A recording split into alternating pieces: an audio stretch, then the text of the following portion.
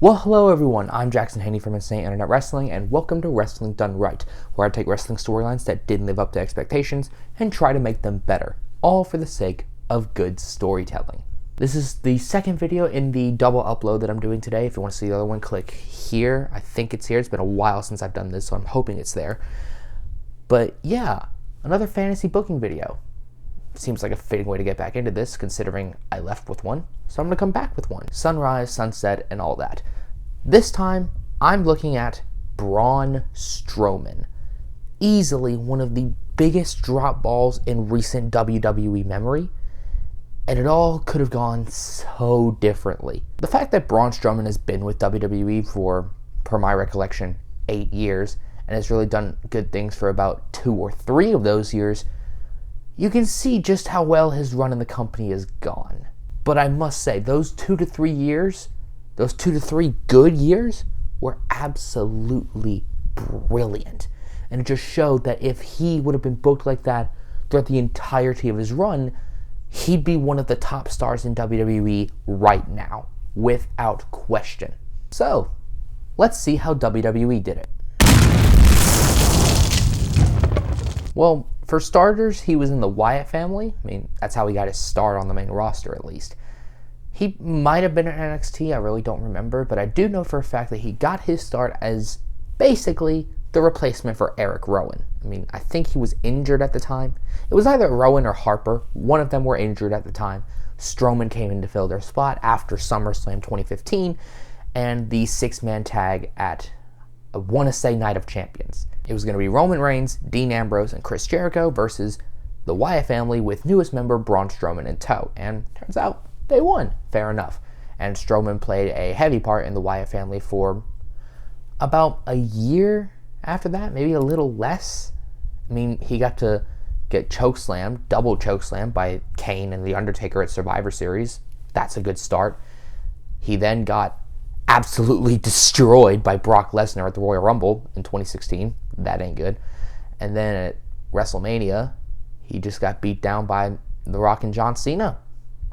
That ain't good either. Then the WWE draft happened, and Braun had a solo act. He got drafted to Raw and was on his own from here on out. And honestly, this is where things started to get better. I mean, it wasn't great right off the bat.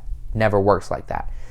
But you could see just a glimpse of how destructive Braun was. I mean, he was basically killing jobbers week after week. Johnny Knockout, I think that was his name. Was that his name? I think that was his name. Fact check me. And of course, James Ellsworth were just some of the weird victims Braun faced in his early solo run. I mean, his first real feud as a solo star was with Sami Zayn, and this really happened after Survivor Series. Survivor Series is where Braun started to take off. Ever so slowly, but he started to take off. Following Survivor Series, he got into a little mini feud with Sami Zayn and won that when the Royal Rumble had, I think, 7 eliminations, and it was eliminated by, of all people, Baron Corbin. They just refused to do anything with it. It's really, really weird. Then he had a little feud with Roman Reigns and lost, which isn't great, but okay then, make Roman look strong, whatever. Then WrestleMania, he wasn't even on the main show for WrestleMania 33. He was in the Andre the Giant Memorial Battle Royal, and he didn't even win it. Mojo Rawley won the Andre the Giant Memorial Battle Royal, and not Braun Strowman. Wrestling's weird. Then after WrestleMania, because the Andre the Giant Memorial Battle Royal doesn't matter, he got right back into his feud with Roman Reigns, and this time actually won the thing. Good stuff. And the Roman feud didn't stop there. They had another match at the weirdly named, one-time only pay-per-view, Great Balls of Fire, in an ambulance match, actually. And it wasn't terrible. I mean, it wasn't great by any stretch of the imagination. It's an ambulance match. How can it be? But it was decent for what it was. And again, Strowman won. Good stuff. And then Roman Reigns murdered Braun Strowman. Roman took Braun, put him in the back of an ambulance, and then backed that ambulance up full speed into a production truck. Like, you cannot tell me that is not attempted murder. And of course, Braun came back, doing the whole brah thing. Yeah, that was a lot of fun. Every time he would go, bruh! It's just funny. I found it hilarious. Bruh! Following Great Balls of Fire, Brock Lesnar was Universal Champion, right? And 3 people wanted a shot at Brock Lesnar. Samoa Joe, who faced him at Great Balls of Fire, Roman Reigns, who had previously faced Lesnar for a championship, and Braun Strowman, because he's Braun Strowman and he will do whatever he wants to do. So Raw General Manager Kurt Angle said, all 3 of you can have it. It's a fatal 4-way. I loved the fatal 4-way at SummerSlam. Just, mwah, it was so good. Braun looked like an absolute world beater in this match. He power slammed Lesnar through one table, power slammed him through another table, and then dumped the 3rd table on top of him. That's so good. And probably one of the best things about the match is that Braun didn't take the pin. Roman did, and that is a crucial detail because No Mercy was the next pay-per-view on the calendar. And the main event of the pay-per-view, Brock Lesnar versus Braun Strowman, 1-on-1, Universal title on the line. That's a huge money match for a B-show pay-per-view, and the match was B-show quality because Lesnar won convincingly. Alright, speed round here because this next bit of information isn't really that important. So, following No Mercy, he went full heel, started feuding with The Shield, who just got back together, lost that, went on Team Raw at Survivor Series, beat up Triple H for no good reason. Then he started a feud with Brock Lesnar again, and also Kane for some reason, lost the title match at the Royal Rumble, eliminated every single person in the only 7-man elimination chamber match. He eliminated 6 other people. Scratch that. He eliminated 5 other people. I can't do math. But he eliminated everyone else apart from Roman Reigns. Roman Reigns won the match. And then WrestleMania comes around and he teams with a 10-year-old child to win the Raw Tag Team titles from the Bar. That 10-year-old child turned out to be the referee's son, Nicholas. But yeah, they won the tag belts and then had to vacate them the next night on Raw because Nicholas had to go back to school. Things start looking up again slightly once Braun wins the Money in the Bank contract. I mean, things look great from here. It's perfect for Braun. Braun was so close to winning the Universal title, and now having the Money in the Bank contract would virtually guarantee him a title shot. So what would he do? He would bully Kevin Owens for about 2 months. Yeah, bully Kevin Owens, because that's what we want to see. After bullying Kevin Owens, he basically walked in on the Universal title match between Brock Lesnar and Roman Reigns at SummerSlam 2018 and said, whoever wins, I'm cashing this in on you. Better believe it. Get these hands, etc. What happened? Lesnar beat him with the briefcase and then threw it up the stage. Momentum, people. So then, Braun turns heel on new Universal Champion Roman Reigns, and for some reason forms an alliance with Dolph Ziggler and Drew McIntyre to face The Shield. Braun cashes in his Universal title match for a match at Hell in a Cell. It's a Hell in a Cell match. The match ends in a no contest because Brock Lesnar ran in and killed everybody. And then Braun faces Brock for the title at, Crown Jewel. Oh God, Crown Jewel. And Brock wins convincingly, making Strowman look like nothing. And then for the next few years, barring a Universal title win and going bald, pretty much nothing. That's really it. I skipped years, but what can I say? Well, let's see. He won the Greatest Royal Rumble. Not important, but sure, okay, it's fine, I guess. Came in second in the actual Royal Rumble. It's a step up, okay. Won the Universal Championship. I mean, cool. A few years too late, but cool. Went bald. That's weird, but we'll get used to it, hopefully. Started doing train-related things. Like the whole Strowman Express thing. Didn't really take. I mean, that was fun and all, but it's not the same as bruh. It's not the same. It's just not the same. What else? Oh yeah, he got fired for a little bit. I mean, this was in that dark period when they were releasing everybody left, right, and center. But Yeah. Then he came back. Cool. What's he done since he's been back? Nothing. He's done nothing. I think he's injured right now, but yeah. It's just all gone so wrong, so fast. So let me see what I can. Before I start, I'm going to say this. I'm not booking everything. You can't make me, and you won't make me. I will, however, book a good 1.5 years worth of wrestling, just like I did with the Sami Zayn video. Hopefully this time not as long. Hopefully. So we start on the Raw after WrestleMania 33. Strowman is unhappy after losing in the unimportant Andre the Giant Memorial Battle Royal, and then wrestles his squash match, like he used to. He beats the crap out of somebody, let's call him Blake Clowney or something like that, grabs a mic and says, "Give me a challenge or I'll find one myself," drops the mic, walks to the back. The boy ain't happy. Later that night, Strowman's walking around the hallway and he's confronted by Enzo Amore and Big Cass. Enzo says, "You want a challenge, tough guy? Here you go." Cass sizes up like this because, he's 7 foot tall and you can't teach that. Well, Strowman doesn't care about that. Scoffs at Big Cass and walks the other way, visibly uninterested. The following week, we get a promo segment with Enzo and Cass. They cut a promo on Strowman. Enzo grabs a mic and says, "Monsters? They ain't real. I fought off monsters from under my bed when I was 5 and under my pants with piss stains. How you doing?" Sorry, that was so cringe. Cass then grabs a mic and says, "Braun, we get it. You're big and bad and all that, and you want another challenge. Fair enough. I gave you one. It ain't my fault that your punk won't take it." Suddenly, Braun! Out comes Braun Strowman. He grabs a mic and says, "Piss off." Clonks it into Big Cass's head, knocking him out. He then grabs Enzo, picks him up, and throws him into the barricade. Not down to the floor, into the barricade. So, ouch. He then, just for good measure, he picks up Big Cass and hits him with a running power slam. Picks the mic back up and says, "I wanted a real challenge, not the odd couple. You're not in my league."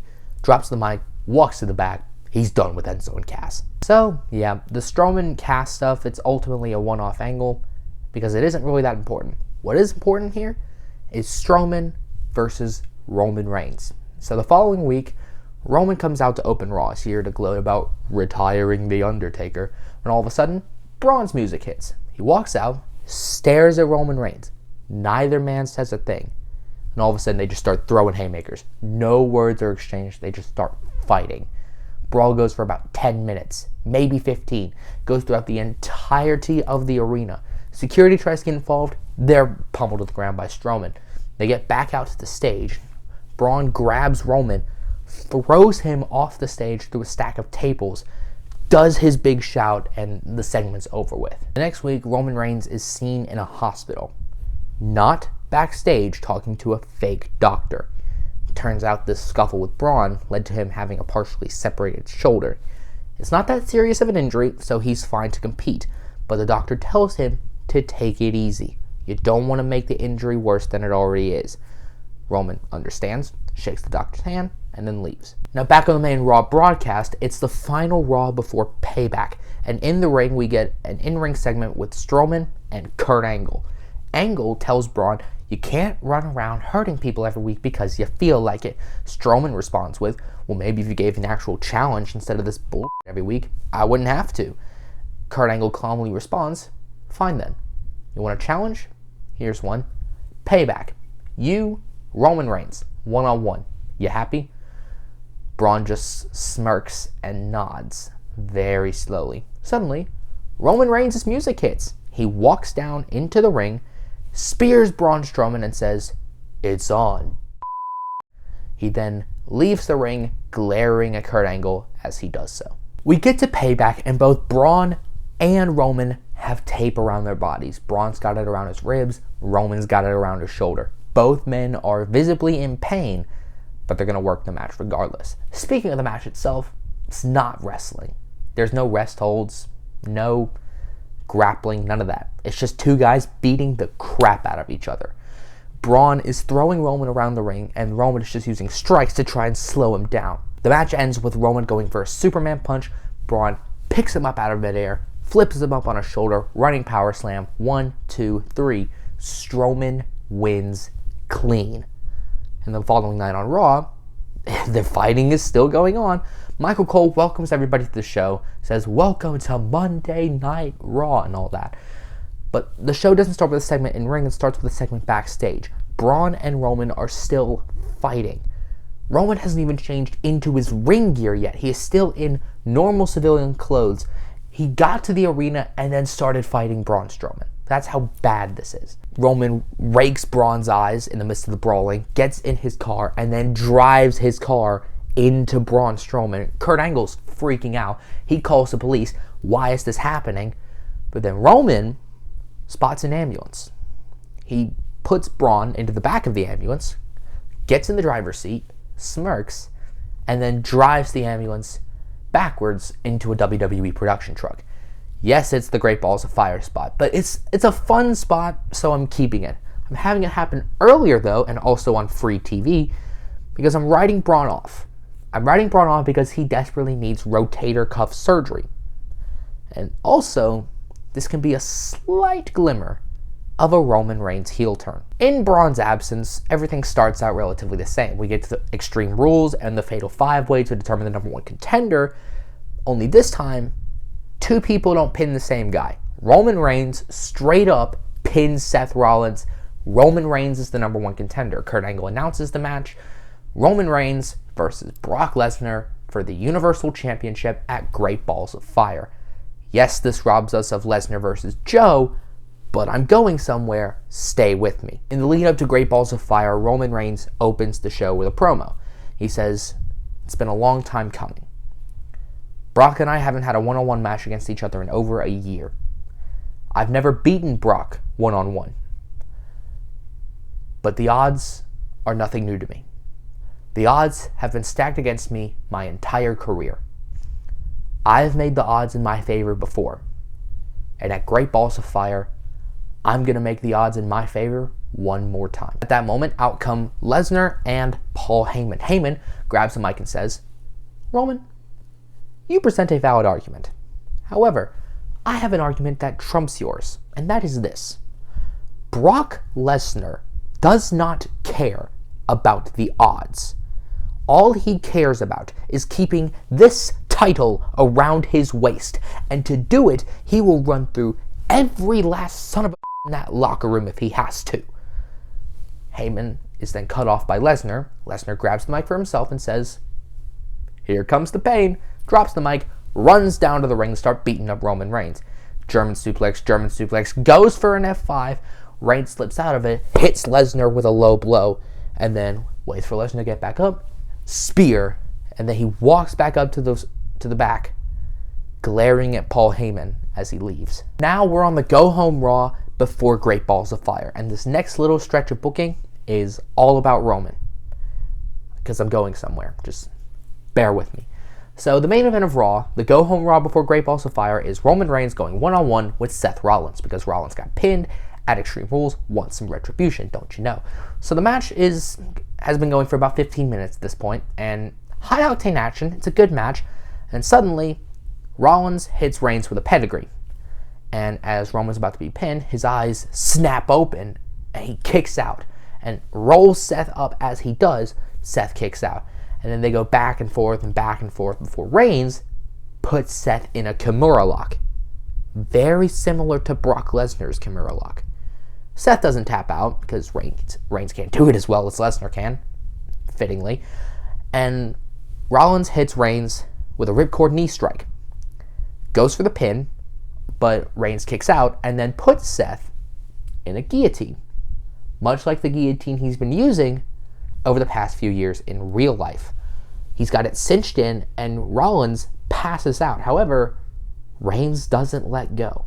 He keeps it cinched in, refusing to let go. He's pulled off by several referees. Then, insult to injury, grabs a chair, puts it around Seth's arm, stomps on it, injuring his arm. He then walks back up the ramp, stares directly down the lens of a camera and says, I ain't putting up with any more disrespect. You know, he's mad, clearly. Now we're at Great Balls of Fire, and we get to the main event, Roman versus Brock, part 747. And we get to the introductions. Brock's about to race the title. You know, the rating, defend, all that. I'm not going to do the whole thing. Can't make me. Then, in the midst of all that, Roman hits Brock. Before the bell even rings, starts beating the crap out of Brock Lesnar. The bell does ring, and it's a slugfest.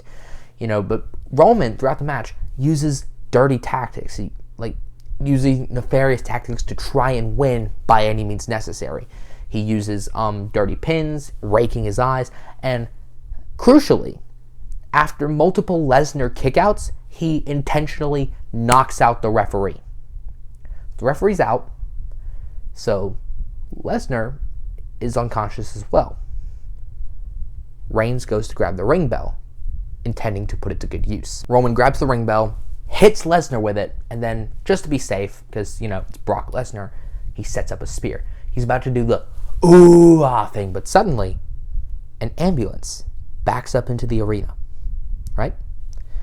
And the ambulance backs up all the way to the bottom of the ramp, and the back doors open, and out steps Braun Strowman. You know, Braun! He's back, and he's gonna kill Roman Reigns.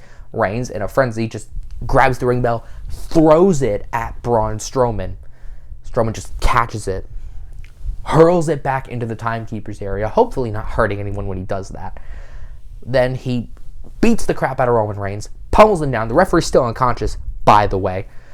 And then Strowman grabs Roman Reigns, throws him into the back of the ambulance, backs it up onto the stage, turns it, and then backs it up off of the stage down to the floor below. Just reverses it off, completely off the stage. Strowman gets out of the driver's seat. He's got some blood on his arm, but other than that, he's fine. Reigns is unconscious in the back. Strowman and then shouts, "I'm not finished with you!" He's finished with him for the moment because he walks to the back after this. Lesnar regains consciousness at this point, as does the referee. Roman isn't in the ring. 1, 2, 3, 4, 5, 6, 7, 8, 9, 10. Lesnar retains the Universal Championship by countout. Roman is not going to be happy with this. The following night, Roman Reigns does come out, but he is on crutches. Maybe some tape around, I don't know, his leg or something just to sell the injury. But he comes out, he's hurt, but he's there. He grabs a mic and says that he's fine. Strowman's not going to be when he's healed. He'll be healed in about a month, and that will make him good to go for SummerSlam. Kurt Angle then comes out, and Kurt tells Roman that even though he'll be good to go for SummerSlam, he will not be challenging for the Universal Championship.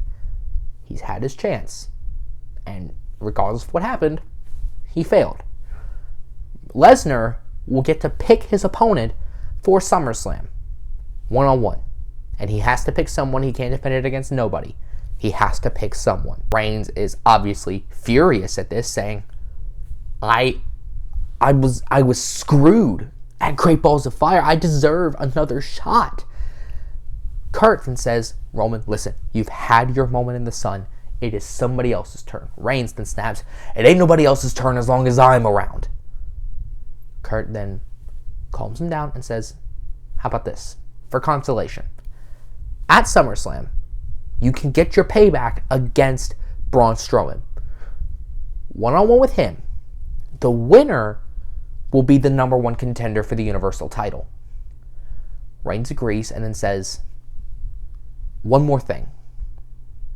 No holds barred. Kurt agrees. On the Go Home Raw before SummerSlam, there's a contract signing between Brock and Roman, but it's not your typical contract signing. There is maximum security for this. I mean, if you want to, call in the armed forces. I don't care if it's the National Guard or anything like that. Call somebody in. Call in the SWAT team. Call in the police. Call in whoever. But make sure nothing goes wrong. Strowman enters the ring, signs the contract. Reigns enters the ring, signs the contract. The two then stare each other down. No words are exchanged. No punches are thrown. No one makes a sound. But the silence is deafening. Now, if you watch my Sami Zayn booking from a while back, the SummerSlam card looks like this. Kevin Owens versus The Miz for the Intercontinental Championship. AJ Styles versus Jinder Mahal for the WWE Championship. Sami Zayn versus Shinsuke Nakamura for the United States Championship. Brock Lesnar versus Dean Ambrose for the Universal Championship. I'm not having the Shield get back together. As for this match, Ambrose can insult Lesnar, hit him with a low blow, hit him with weapons, whatever, but he gets a title shot out of it. And the fifth match, the semi-main event, Roman Reigns versus Braun Strowman, no holds barred. The match between Roman and Braun is practically a bar fight. I mean, there's a little bit of wrestling in there, but it's a fist fight through and through. Reigns goes for a Superman punch, hits it, and then hits a spear. 1, 2, Braun kicks out, right? So then Reigns grabs a chair. He starts hitting Braun with it over and over, like Steve Austin in The Rock in Maniac 7, just over and over and over again. Another spear. 1, 2, Braun kicks out. Reigns can't believe it. He then goes under the ring, grabs a metal chain, begins choking Braun with it, like an STF, or like Rusev did with John Cena the one time. He just wrenches it on Braun's face and around his throat, but Braun powers out of it, throws Roman down, grabs the chain, whips Roman with it, stop thinking those evil thoughts, picks him up, hits him with a running power slam. 1, 2, 3. Braun Strowman is now the number one contender to the Universal Championship. Braun gets up, walks to the back. Roman is sitting in the ring by himself, furious. He loses it, trashes everything around him. He picks up Byron Saxton, power bombs him through the announce table. He walks to the back, boos aplenty. They are raining down. Roman Reigns has officially turned heel. The Raw after SummerSlam opens with a promo from Lesnar and Heyman. Heyman says he went to war with Dean Ambrose and conquered the Lunatic Fringe. He will go to war again against Braun Strowman at No Mercy. And speaking of, out comes the monster among men. He does nothing. He just walks into the ring, hits Lesnar with a big boot, running power slam, holds up the Universal title, and leaves. That's it. I mean, what else do you want? I'm going to make this as simple as I can. Every time Brock Lesnar shows up on Raw heading into No Mercy, Braun Strowman will make an example of him. Every time. He'll just do gift-worthy stuff every single time. That's what made Braun so cool a few years ago. Brock can try a German suplex, Braun will no-sell it. Brock can try an F5, Braun will no-sell it. Well, maybe not no-sell it, maybe just reverse it or something like that. But this will culminate on the go-home Raw. Lesnar tries to fight back, but Braun again overpowers him, chokeslams him through the announce table, and throws him off the stage. Make this guy look like a, monster. The final shot of Raw before No Mercy is Braun Strowman staring down a beaten, battered, and broken Brock Lesnar. The match at No Mercy, like in real life, is surprisingly uneven. But this time, the roles are reversed. Strowman beats the absolute crap out of Brock Lesnar. It's not even close. If you remember, SummerSlam 2014, Brock Lesnar squashed John Cena to win the WWE Championship. This time, Lesnar is on the other side of that coin. Strowman picks up Lesnar, hits him with a running power slam. 1, 2, 3. Braun Strowman has won the Universal Championship. And that right there fixes the main issue with this story. You capitalize when you have a white-hot star like Braun Strowman. You strike while the iron is hot. To close out No Mercy, Braun holds up the Universal Championship, signaling a new era in WWE, the era of the Monster. From here on out, Strowman is going to go on a tear. Now, he'll defend the belt at every pay-per-view, or have a match at every pay-per-view, I should say, but he's not going to wrestle every single week on TV, because that would diminish his stature. That's the reason Brock made a surprisingly good Universal Champion, because when he showed up, it was an attraction. It was important. When he defended the belt, it was a marquee event. That's what we're going to do with Strowman. No, he's not going to be a part-timer. Just having him wrestle every single week on TV while champion will diminish his stature. Now, as for his Universal title run itself, he's not going to have any overarching feuds yet, just mini feuds for every pay-per-view. First up, Finn Balor. You really don't need much story for TLC, but it's basically just going to go like this. Balor was the first ever Universal Champion. He never got his rematch. Braun Strowman is a fighting champion. He'll give Finn a shot. And Finn, in order to sweeten the deal or whatever, he can bring back the Demon. Monster versus Demon. Writes itself. Strowman wins, but makes Balor look good in the process. Then we go to Survivor Series, and fine, I'll keep it here one time only because I liked it for that one time. Raw versus SmackDown. Raw's champion, the Universal Champion Braun Strowman, versus SmackDown's champion, the WWE Champion AJ Styles. It's basically going to be the same as Styles versus Lesnar from real life, only this time Braun Strowman's there. So you got more going for it, in my opinion. So yeah, not much story. Strowman is going to win this one too. Now, considering there was no pay-per-view for Raw in December 2017, we can go ahead and look forward to January 2018 and the Royal Rumble, as well as Braun's next mini feud, Seth Rollins. Now, at this point, Seth was living a double life between his stuff with The Shield and his partnership with Jason Jordan. We're not having either. Now, Roman in this booking is a heel by this point, so The Shield is not getting back together under any circumstances.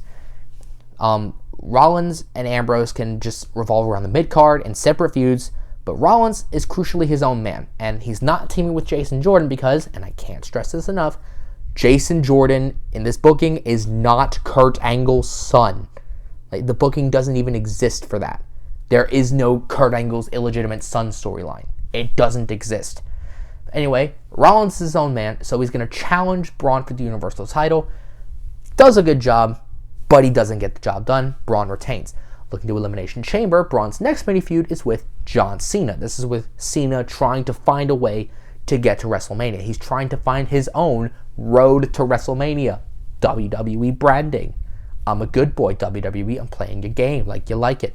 So, Cena challenges Strowman, does better than anyone else before him, but he can't get the job done either. Braun is unstoppable. The night after Elimination Chamber, Braun comes out to speak. He says, "I've been unstoppable. No one can stop me. No man alive." Gong. The lights go out. The Titantron reads, "At WrestleMania, the Monster takes his lap."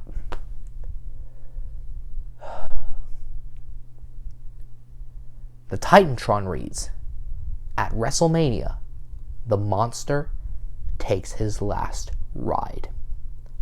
Lights come back up. Lights come back up. The Undertaker is standing in the ring. He hits Strowman with a chokeslam. Staring down at him,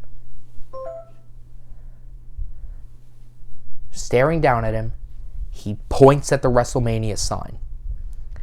The Undertaker is back, and he's looking to avenge his loss from the previous year by winning the Universal Championship. Now, I know what you're thinking. Why the Undertaker? Why would you have the Undertaker challenge Braun Strowman for the Universal Championship? Because I want to do something nice for the guy. I mean, if you're a wrestling fan, you know how the last few years of Undertaker's career went. Everything went downhill after Mania 33. Mania 34 was okay, but the match was a little too short. Had a match with Rusev. It was kind of crap. Did some stuff with DX. It was awful. did some stuff with Goldberg. It was horrible. And then the Boneyard match, which was fun, but didn't have any sentimental value behind it. The Undertaker's my favorite wrestler of all time. So I want to have him go out the way only he can at WrestleMania as the dead man. The following week, The Undertaker cuts a promo and says, "Not only will it be the Monster's last ride, it will be mine as well. Win or lose, after WrestleMania, I will ride off into the sunset, or I can finally rest in peace." We get to WrestleMania. Braun versus Undertaker is the main event. Strowman can help carry Taker to a good match before Taker finally puts him away with a second rope chokeslam. 1, 2, 3. The Undertaker wins the Universal Championship. Now I know this puts a stop to Braun's momentum, but it's only for a moment. It's only for the Undertaker's moment, because this is the end of the road for the Undertaker. He's retiring. The next night on Raw, he cuts a promo as Mark Calloway, the man behind the Undertaker. He thanks the fans for everything. He leaves his hat.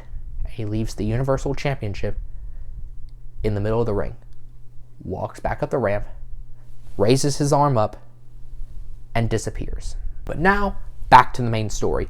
After the Universal Championship is vacated by The Undertaker, it's announced that there's going to be a tournament for the championship culminating at Backlash. Greatest Royal Rumble never happened.